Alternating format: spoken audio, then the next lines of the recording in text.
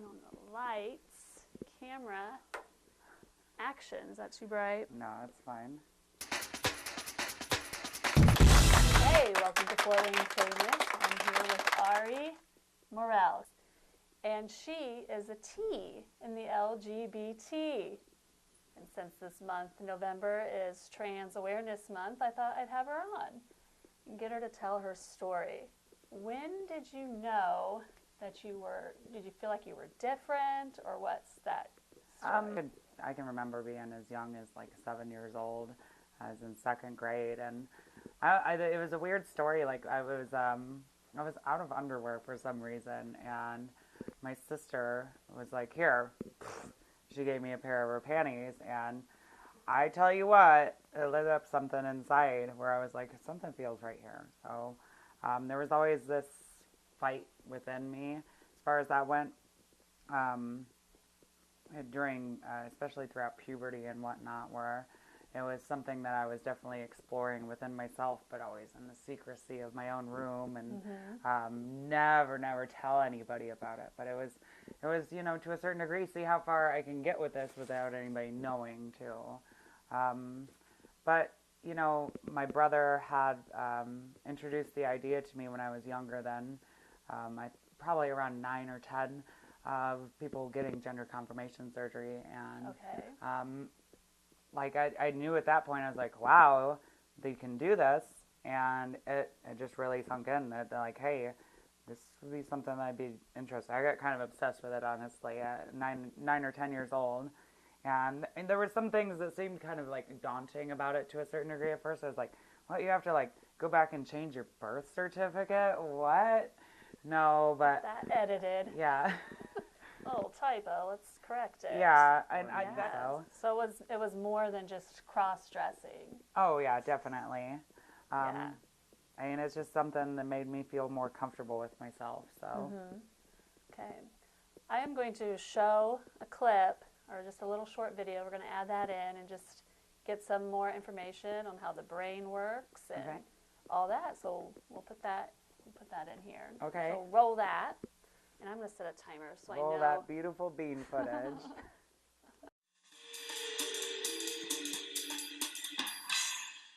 Hi everyone, Julia and Julian here for D News. Transgender means a person identifies as a gender other than what they were assigned at birth. Cisgender, on the other hand, are those who identify as the same gender they were assigned at birth. Unfortunately, being trans is a much more difficult path than being cis. Transgender individuals face a world filled with violence, erasure, and ignorance, but by being true to themselves, they open up a road for so many others to follow. Still, why would anyone purposefully subject themselves to a life of difficulty?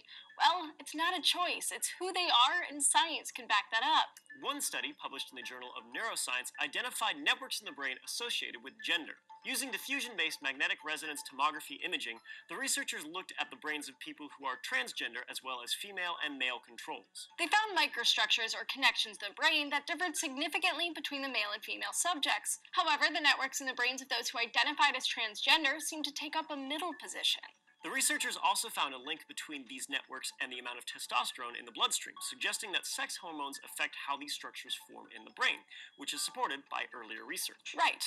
Some regions of the brain show difference based on gender. In one study published in the Journal of Psychiatric Research, scientists used MRI techniques to scan the brains of 18 people who were assigned female but identify as male, and 24 male and 19 female heterosexual controls. The researchers found that the white matter of female to male individuals who received no hormone therapy more closely resembled brains of the male subjects than the female subjects. Another study by that same research group, also published in the Journal of Psychiatric Research, focused on those who were assigned male at birth but identified female. The researchers used similar techniques as the other study and found that their white matter microstructures fell between the measurements of male and female subjects. One of the authors of the study concluded, their brains are not completely masculinized and not completely feminized, but they still feel female. And if it's a matter of brain wiring, a lot of kids would know early, and they do.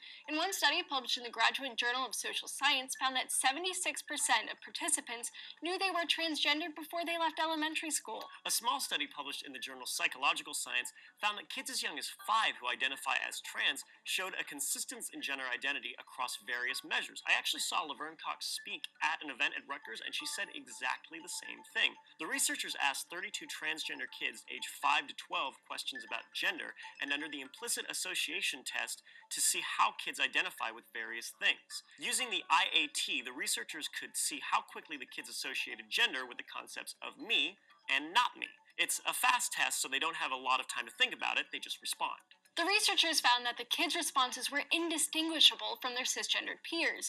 The transgender girls responded the same as cisgender girls, and the transgender boys responded just like the cisgender boys. The researchers concluded that their study provided clear evidence to support that transgender children are not confused, delayed, pretending, or oppositional. They instead show responses entirely typical and expected for children with their gender identity. We know that gender is a complex and varied issue. Even Facebook recognized that reality. I mean, society kind of puts the labels. Yeah. They tell you you're a girl, you wear pink from a baby. You're a boy, here's blue. So there is all that. I always thought that was so weird, too. But it's also, some kids, it's just innate. Like I nanny, and the little girl, she's one, she just loves pink. Mm-hmm. And that's fine for her. And then some of my family, they have boys, and they just love to be rough and tumble. Yeah. And play with cars, and the girls are more princessy. So it's no surprise they think that's normal. Right. Because it's the majority. Right. But there's still room for people that don't quite fit that. There's shades role. of gray. Yes. Is it hard being transgender in Fort Wayne? For the most part, I've been fortunate enough to have some passing privilege where I can get by, and most people don't turn ahead.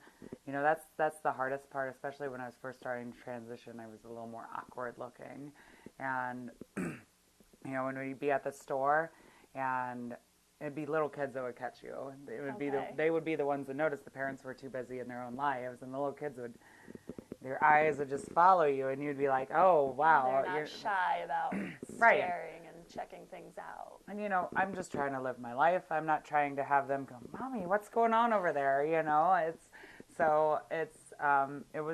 It was kind of terrifying, I guess. Yeah. I would imagine. But as things it's gotten a lot easier. Like, I've never been clocked going to the bathroom and somebody beating down my throat over it. So when did you start transitioning? It was shortly after my grandpa died, so I would have been back in 2011, so maybe 5 years ago. I've been 27, and I really started thinking about like how much you have to be happy in life. Mm-hmm. Like I couldn't just be going on the same autopilot routine for the rest of my life. Like, what's the point? Sort of thing kind of clicked with me. My grandpa was only 65, and I was looking at, I'm only half his age. What do I want to do with the next half of my life, whatever. And so, me being married with a kid and another kid on the way, we had just gotten a house, and we were just, working towards that heteronormative cis life. Yeah. And I had to deal with it. So. Yeah, you were shoving it down and trying to just fit the male role. Absolutely. Correct? And then you got into some trouble. Mm-hmm. And you went to jail. Yeah. For how, 2 years? Yeah. Okay. Yeah, and it was after I got out. I had been out of prison for a few years before transitioning. Definitely became something that was in the forefront for me. So, it was definitely something even while I was in prison that I was like, oh wow, I can't do this because, if I started doing this now, I'd be in a situation where I could be like sexually assaulted in prison, or and that was terrifying for me. So like it became this thing of, okay, what can I do to make it so this can never happen? So I started lifting weights. I was bench pressing 300 pounds, and I got this tattoo. I'm like, this could never, I could never tattoo if I got this, or transition if I got this giant tattoo. So. And girls don't have tattoos. No, ever. never. So it was these constant barriers that I would build up for myself in my head. It was something that I saw myself as unacceptable, and I felt weak giving into it to some degree. You know, I understand now that that's like social conditioning. It's just that we're taught that, no, you have to be this certain way, otherwise there's something wrong with you. And I didn't want something to be wrong with me. Right, so you battled it. What do you say to people that will say, hey, well, you're just confused? Well, you know, I try to look at things empathetically. It's, if I just reject that person, all right, and cut them out of my circle. As is, I mean, I've had that be the case when people have been outright mean, you know. But when somebody is just asserting themselves, maybe even in a debative way to a certain degree, I feel it's my obligation to, you know, let them know that, hey, there is a different perspective in life here. Right. So, you know, it's that proverbial walking in another person's shoes. So we can all do it for each other, and it brings us a lot closer together. So yeah, definitely. Yeah. I would yeah, because for someone to say you're confused, right. Clearly you're not confused, right. Because you're willing to change yourself. Right. You know exactly who you are, and you're changing yourself. So there's no confusion about it. Right. And it's, you know, I have studied psychology a little bit, and, you know, look at Maslow's hierarchy. You're talking about self-actualization. And the step before that being social acceptance. And most people can't move past that because they're so worried about how others are going to perceive them. What are they going to think? And they just can't push past that to actually become their true selves. And once you get there, it just is like, wow, why was this such a hard step to begin with, you know? But, I know. Tell me about it. Yeah. I mean, you know, it takes a strong person to come and forth and challenge these societal norms. But, you know, I'd be amiss if I didn't say that, like, there's parts of me that, like, there's this, like, scar tissue from years and years of doing that as well. And, you know, what kind of people could we be growing up if we grew a society where we weren't forcing people to do this to themselves, right. to fit into these forms and just allow them to be themselves? I mean, how much more of a loving, forward-moving world would that actually be? Yeah, so, very more productive, too. Yeah. Not so, I mean, you could have saved so much time, spared ourselves from hating ourselves, right. and just been fine. Right. Yeah, I get that's good. Lots of scar tissue. Yeah, and especially for me, you know, I got heavily into substance abuse, and, you know, digging down, when you do step work within 12 steps, you realize that, hey, look, there's only one step that's actually about the substance, the alcohol or the drugs, and all the rest are, hey, look, there's something wrong that I was trying to cover up. And for me, it was those scars. You were trying to drown it or escape it. Yeah, absolutely. Yeah. And, you know, if I hadn't been in that sort of situation, you know, not playing a victim role, but if I hadn't been in that sort of situation, what could I have done with those years of my life instead? Right. So, yeah, totally. Definitely. If you weren't somehow got the impression that you were wrong. Something was wrong with you. Absolutely. So tell me about how you came out to your parents and, like, your family and that sort of stuff. Well, I came out to 2 or 3 other people first, kind of getting practice for talking to my wife, because it was terrifying. I knew the potential consequences, so I had to get myself prepared for that.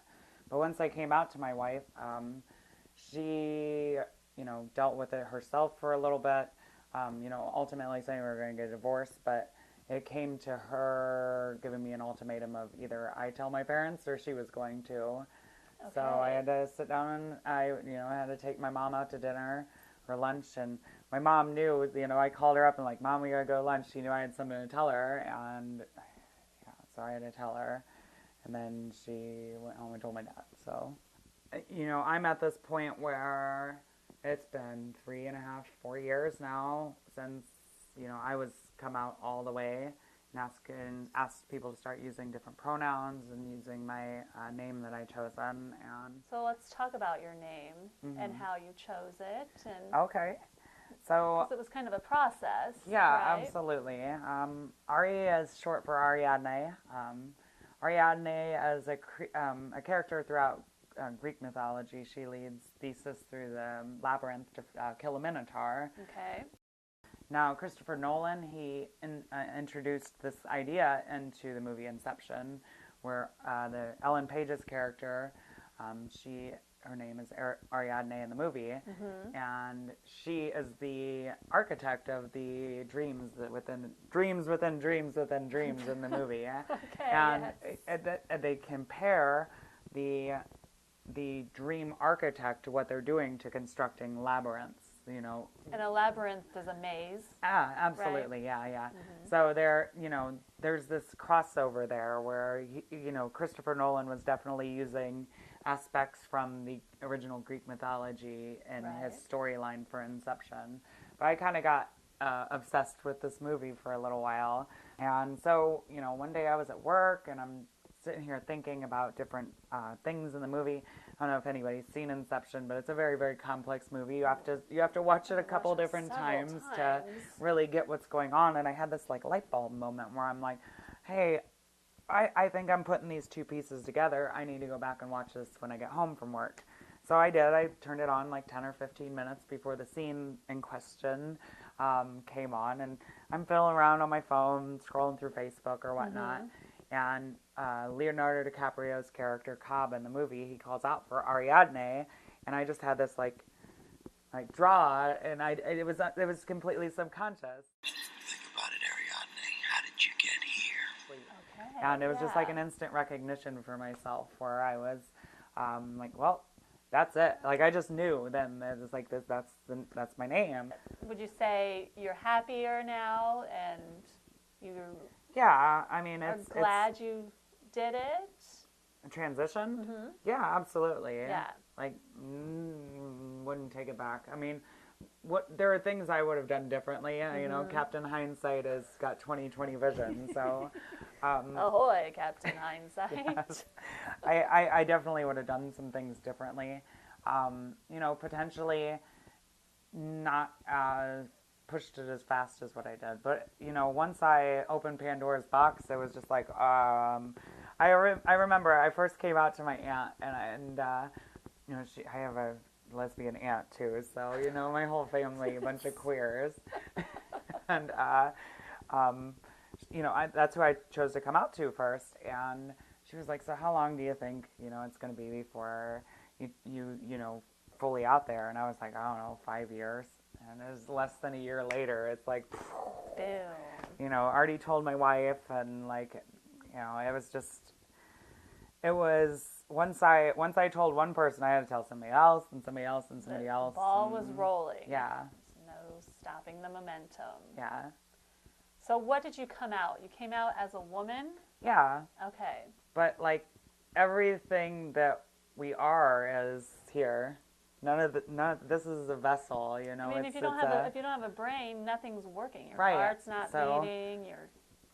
My brain is me, and if it doesn't mesh with what I'm traveling this globe with, that it's really frustrating. So I've done my best to mesh to bring myself into more harmony with that. To match what's on the inside? Yeah. Okay. Yeah. Well, good job. I mean, geez, what a journey. Yeah. Like I said, bench pressing 300 pounds just 5 years ago, so. Okay, yeah. Man. Is there anything that you would want people to understand about you, or how you want to make something clear? Because I know there's a lot of misunderstanding. People don't quite get transgender, and they just... Well, The biggest one that people get off on a lot is, confusing drag queens with transgender women. This performance versus identity sort of situation Okay, where yeah. drag queens tend to be gay men who, I love me some drag queens. Don't get me wrong, They're but entertaining. like, those were the first group that really was accepting to me when I first started coming out too, because I was going to the gay clubs and it was a safe place for me. Right. To make that sort of transition. That was the only place where I could dress and put on my wig and go, and people were just like, hey, give a hug, come on, have a drink, whatever, and the drag queens out there, they would love me, but they tell me that I was a fish, that I just wanted to be another fish in the sea. Where what does that mean? They're a performer. They want to be the star. Okay. They want to stand out, and as a drag queen, they want to be shown as a female impersonator. Okay, and whereas I'm trying to.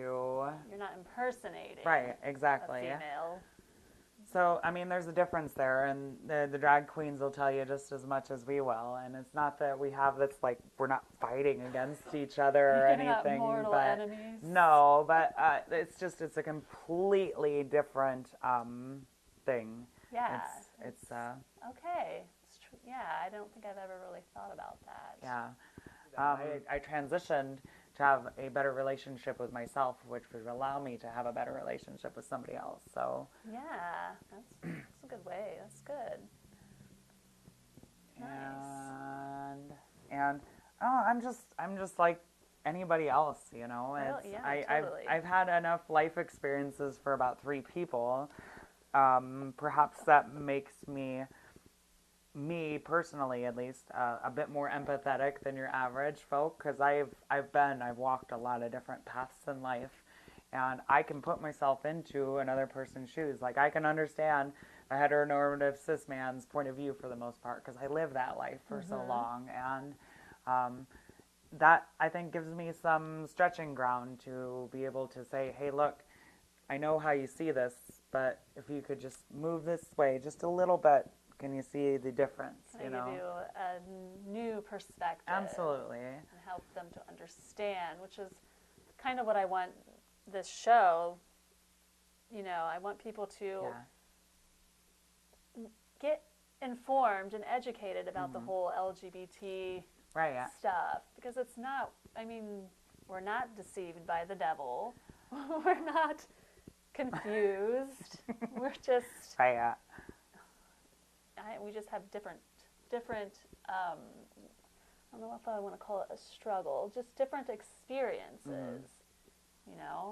mean, I don't know. I kind of want to. I mean, I know there's like an ideal way to live life. Like, ideally, you will be heteronormative and get married and raise healthy, happy kids. And I don't know if this is going to be controversial, but I feel like being a lesbian is kind of a birth defect in a way. I mean, it's nothing that I can help, but it's not necessarily a bad thing. I don't know if that's. I don't know. I don't know if people want to, like, if the LGBT community would accept that point of view. Well, and I shared a similar point of view when I first started transitioning myself, with like, hey, look, this is just something that doesn't happen in the perfection of human. But I think that gets kind of dangerous at the same time. I know, it does.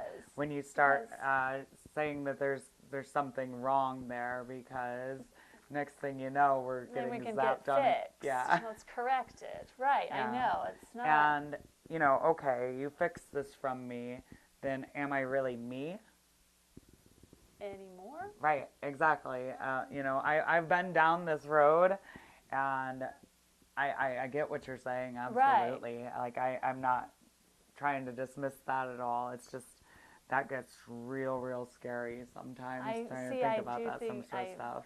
Right, I've also had those, I also thought about that too, but I'm trying to, like with my family, trying to get them to accept it more. I kind of have to rationalize it, I guess. Same sort of bet myself. Like I said, I was Jehovah's Witness when I first started transitioning, and when I came out to them, I proposed to them that I was actually intersex, because I had this like, well, maybe they'll accept it more if I present it in that arena, that, you know, there's a part of me that's genetically female and a part that's genetically male, and there's nothing I could do about it. So I proposed it in that sort of way, and it just was this justification within myself to a certain degree, trying to break the ground, but, you know, and, you know, I can look back at that and I'm just like, oh, silly girl. You were all wrong. All wrong. All wrong. Yeah, see, I don't know. There has to be, I feel like there, I don't know. Either way, whether it's nurture or nature, whether growing up stuff happens, blah, blah, blah, it still becomes a part of who you are. Absolutely. And just like if I got my hand cut off as a kid, it becomes a part of who I am. So you can't always change it. Right. Fix it. I wouldn't want to. I did that for long enough, so. Yeah. So what else? We're not like, yes. Addressing the difference between gender identity and sexual identity. Okay. All right. Brilliant. We had a suggestion from the audience, and let's talk about gender identity and sexual identity. Right. As far as my gender identity, that's who I am, and my sexual orientation is, you know, who I want to be with. Right. And, you know, people get that sort of thing confused all the time. Totally. I was just, you know, finished serving some time in jail for a drunk driving charge, and I got transferred to another jail. It's here in town, and I was in the holding cell where everybody's coming in, and you know, I'm in there. I'm my clothes from home. You know, I got long hair. I was a little disheveled at the time because I hadn't shaved in like 3 days, and it was just awful. But like all of these guys are seeming really uncomfortable because I'm in there with them, and I'm uncomfortable too. Believe me, you know. But like they were just like, all right, so I gotta ask. Like one guy said, so I gotta ask hormones. I'm like, yeah, okay. You know, how is that your business? But okay, yeah. And the other guy's like, I just don't know how you could give up. And he used an explicit term for a woman's anatomy. Okay. And I was just like, who said I gave up that? You know? And he's like, what? So you're straight? And I'm like, no, I'm a lesbian. Like, I have a girlfriend. Like, I don't, it's you know, for me, it's finding, you know, especially since I found this and this within myself, it's finding this and this within somebody else. Is that matching with them? And many trans women do, you know, live heterosexual lives, you know, being with men. Actually, you know, I think it's the statistics that I was looking at are somewhere right around half of girls who start hormone therapy end up becoming attracted to men that weren't attracted to men before. So now you're talking about trans women who start hormone therapy? Right. Okay. So, you know, they they didn't have any attraction to men before, and they started hormone therapy, and all of a sudden they're like, no, I think I like men now. And interesting. It is, that and is you know, very interesting. yeah. So, you know, if anything, I would like for my transition, you know, because like I said, there's been certain situations where I've learned from my experiences and be like, hey, look, this is not a good way to do this. Like, don't just all of a sudden be like, hey, look, here I am, because you know, like girls have an entire puberty to learn how to do makeup and style and whatnot, and it's awkward at first. Like I had clown paint on, and you know, it was just it was a learning curve, and you know, I might say, you know, maybe take it a little bit slower, but you know, if anything, I want to be somebody who can help other people, because it is a really difficult journey. I did most of this on my own, and I regret that to a certain degree, because there's a a lot of us trans ladies out there. We might not be as obvious as what people would think, but there are a lot of us out there, and we you know, I for what I've run into, the most part, we're willing to help each other, because it is a very, very scary time in your life when you're transitioning. It's been worth it 100% though, and it gets better. So Yeah, totally. Yeah, it does get better. All right. Well, thanks for coming on the show. You're welcome. You're gonna be Fort Wayne famous Fort before Wayne you famous. before you know it.